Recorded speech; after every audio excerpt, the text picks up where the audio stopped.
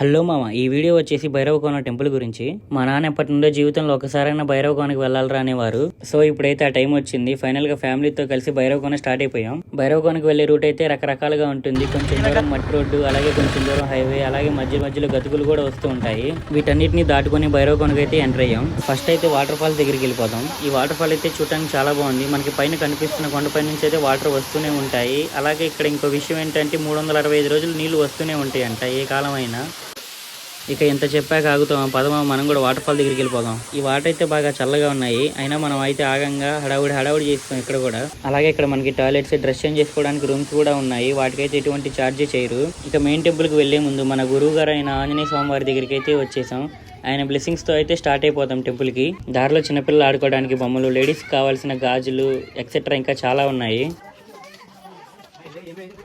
మనకి temple starting లోనే left side త్రిశూలంతో ఒక చిన్న టెంపుల్ అయితే ఉంటుంది. దాని లోపల అమ్మవారు అలాగే చిన్న శివలింగం అయితే ఉంటుంది. ఇక్కడికి వెళ్ళటం మర్చిపోకండి. ఇక మెయిన్ టెంపుల్ కి స్టార్టింగ్ లోనే ఇక్కడ కనిపిస్తుంది కదా, శ్రీ భైరవేశ్వర స్వామి దేవస్థానం అని ఉంటుంది. అలా కొంత దూరం మనం లోపలికి రాగానే టెంపుల్ మొత్తం కనిపిస్తుంది. మనకి కనిపిస్తున్న ఈ గుడంతా 6వ శతాబ్దంలో యోగులు తపస్సులు చేస్తూ నిర్మించిన ఆలయం అని చెప్తున్నారు.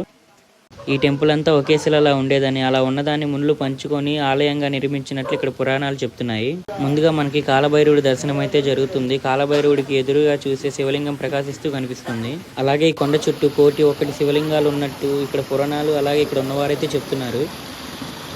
ఈ శివలింగాన్ని శ్రీ అష్టకాల ప్రపంచ భైరవలింగం అని అయితే పిలుస్తున్నారు. ఇక్కడ మనం సరిగ్గా గమనిస్తే శివలింగానికి ఒకవైపు బ్రహ్మ, మరోవైపు విష్ణుమూర్తి, శివలింగానికి ఎదురుగా నంది అయితే ఉంటుంది. ఇదే విధంగా ఇక్కడ కనిపిస్తున్న శివలింగాలన్నిటికీ ఇరువైపులా బ్రహ్మ, విష్ణుమూర్తి స్వామివారు అయితే ఉంటారు.